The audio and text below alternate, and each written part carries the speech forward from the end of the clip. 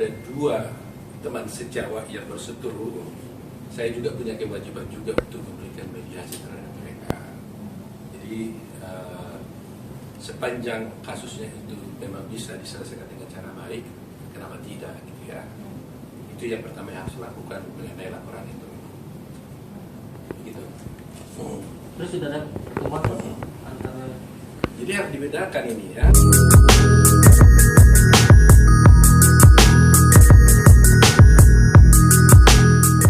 Ya memang ada, tapi sebelumnya saya ngomong dulu ya. Jadi sebenarnya tidak tepat sebenarnya saya harus bicara ini di media karena saya ini dalam tugas untuk melakukan mediasi ya. Tapi karena teman-teman sudah minta semua harus kasih komentar ya, tentu saya harus hormati juga teman-teman lah ya. Dan saya pikir juga mungkin dengan adanya penjelasan ini bisa mengurangi sedikit ketegangan yang terjadi gitu ya.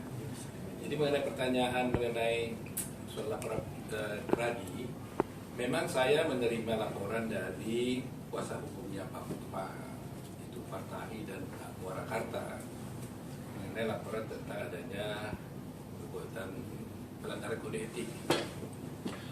Tapi itu kan ditujukan kepada saya, jadi nanti sedang kita pelajari. Nanti apakah kita putuskan serahkan kepada Dewan Kehormatan, apakah kepada Komisi Pengawas, atau mungkin juga saya juga akan mengundang mereka untuk bisa coba apakah mungkin bisa diselesaikan dengan cara terbaik kan begitu, atau upaya mediasi.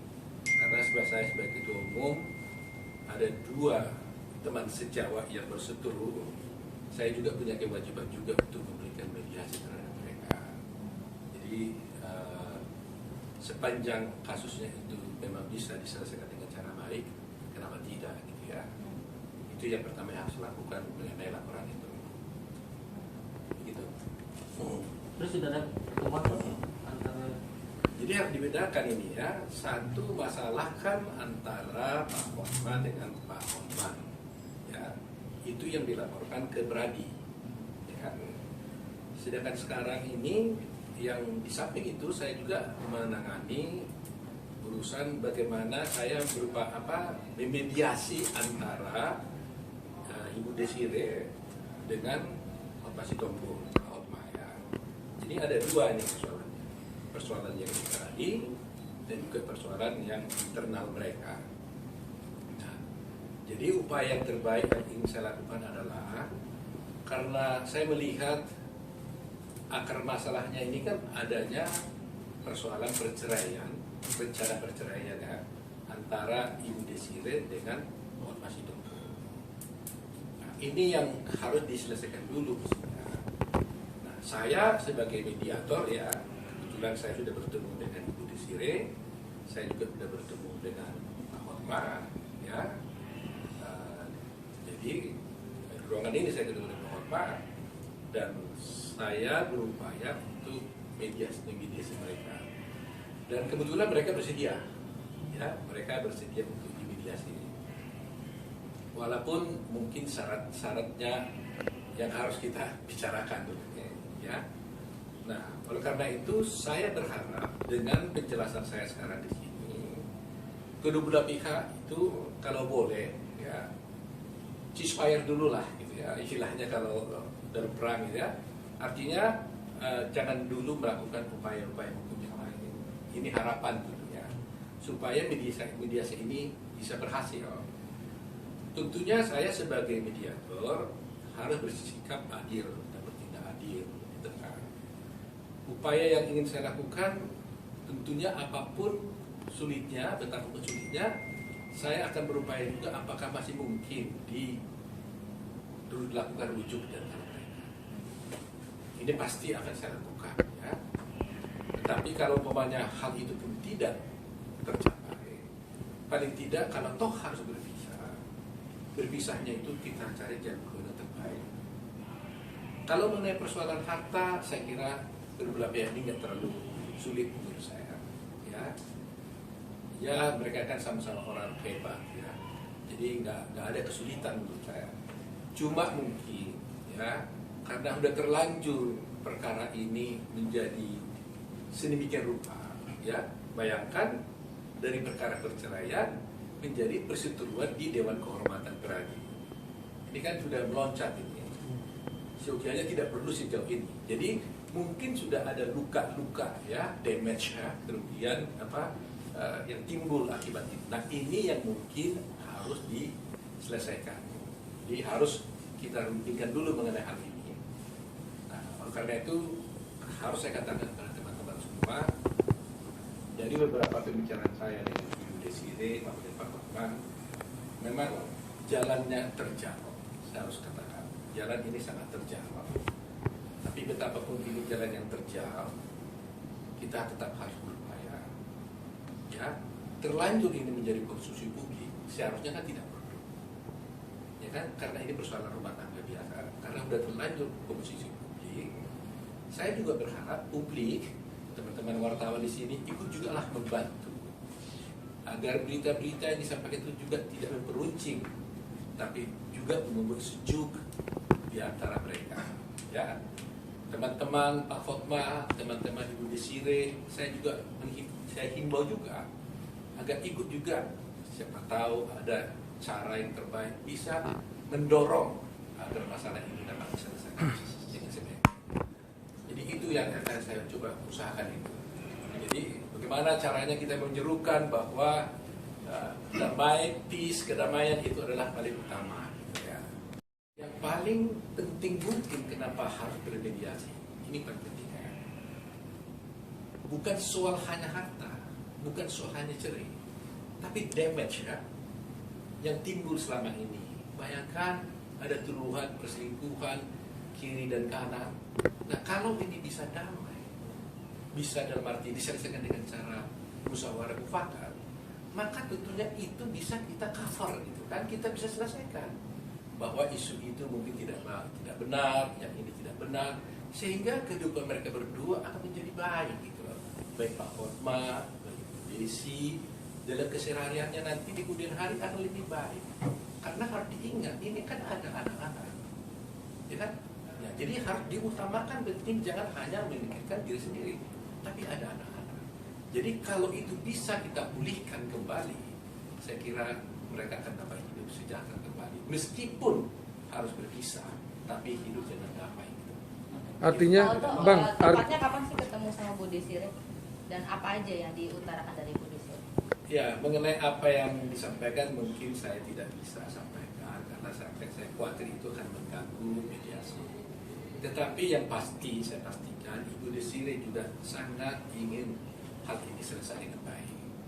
Dan juga saya juga dengar dari Khotma juga sampai kemarin ya juga Pak Khotma juga ingin menyelesaikan dengan baik. Yang jadi sulit buat saya sekarang, saya membaca tadi di berita CNN ya online dari Pak Muarakarta tadi membuat syarat bahwa katanya harus kuasa dari Pak Khotma dari Desire ke Khotma harus dicabut baru bisa damai. Nah ini yang saya tadi, tapi itu baru saya baca barusan ini waktu saya datang ke sini. Nah kalau itu benar memang akan jalan menjadi sulit ya kan. Nah jadi beban saya semakin berat lagi gitu ya. Karena bagaimanapun apa bisa dengan cara yang lain gitu ya. Nah ini mungkin tugas-tugas saya lah ya.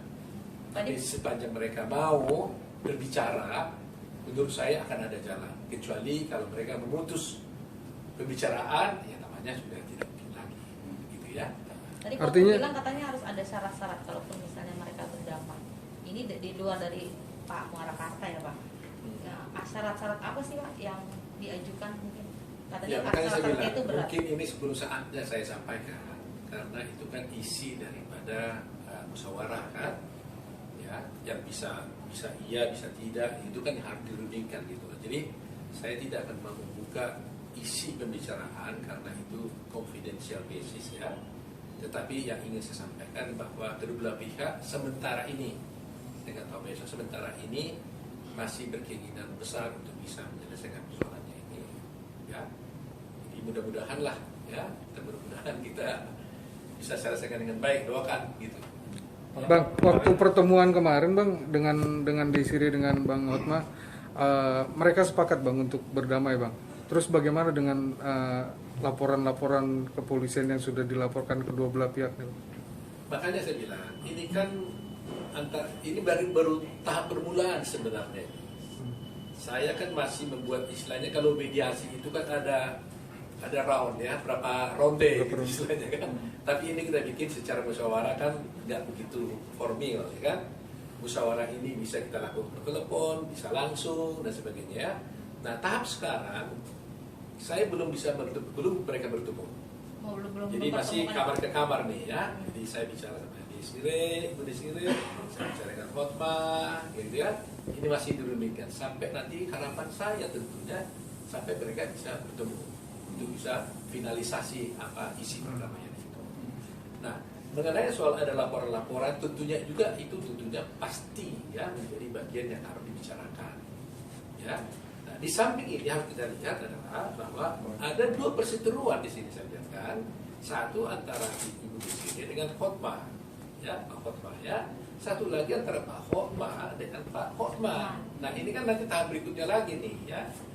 Ya ini tahap berikutnya. Jadi saya pikir kalau antara Ibu Desire dengan Pak Hotma bisa selesai, mungkin antara Pak Hotma dengan Pak Hotma juga bisa diselesaikan. Sebagai ketua berarti saya punya kewajiban moral untuk bisa menyelesaikan perseteruan antara teman sejawat saya ini, ya itu harus saya lakukan. Karena apa? Seperti saya katakan, ada kode etik di advokat itu. Pertama kali menyelesaikan masalah apapun, perkara pun, itu harus mengupayakan perdamaian terlebih dahulu sebelum menangani perkara itu. Itu harus utamanya. Jadi saya pun kalau saya melihat mereka ada berseteru, saya akan mengupayakan perdamaian dulu di antara mereka. Ya. Jadi saya sekarang belum membawa masalah yang diadukan oleh Pak Hotma melalui Pak Partahi dan Pak Warakarta ke Komisi Pengawas maupun ke Dewan Kehormatan. Saya berharap kalau boleh mereka juga bisa damai. Ya karena ini kan yang dilaporkan ini kan hanya persoalan internal pribadi mereka berdua, bukan pelanggaran yang tidak bisa didamaikan. Jadi memang jalan terjal. Persoalannya tidak mudah, makanya selalu saya katakan saya tidak bisa menjamin apakah ini bisa selesai, tapi saya berdoa, saya berharap mudah-mudahan mereka bisa meluluhkan hatinya, lepaskan egonya, memikirkan masa depan yang lebih baik, apa saja kehidupan yang lebih baik maksud saya, bahwa siapa tahu, bayangkan saya mencoba begini ya, masa ya 20 tahun hidup tidak ada yang manis? Masa 20 tahun hidup bersama tidak ada yang indah? Gak mungkin kan? Jadi sekarang ini kan yang buruk yang ditonjolkan. Nah saya ingin mengembalikan ini. Tolong lupakan dulu yang buruknya, lihat yang indah-indahnya gitu. Dan siapa tahu kalau kita bisa recall yang indah-indah, mudah-mudahan mereka bisa mengenang hal-hal yang manis supaya bisa mereka hidup bersama lagi. Bang, rencana mempertemukan kedua-duanya kapan Pak? Tergantung kepada pembicara kita ini. Ya, jadi kalau nanti sudah ada kecocokan, ya, ini kan negosiasinya kan masih TikTok nih kan, yang ini minta begini, yang ini begini, yang ini begini, gitu ya, TikTok. Kalau ini bisa done, gitu ya, selesai, tentunya saya akan minta, ya, syukur mereka mau nanti ya, mereka untuk bertemu. Karena bagaimanapun harus mendatangkan suatu kesepakatan bersama kan. Gitu.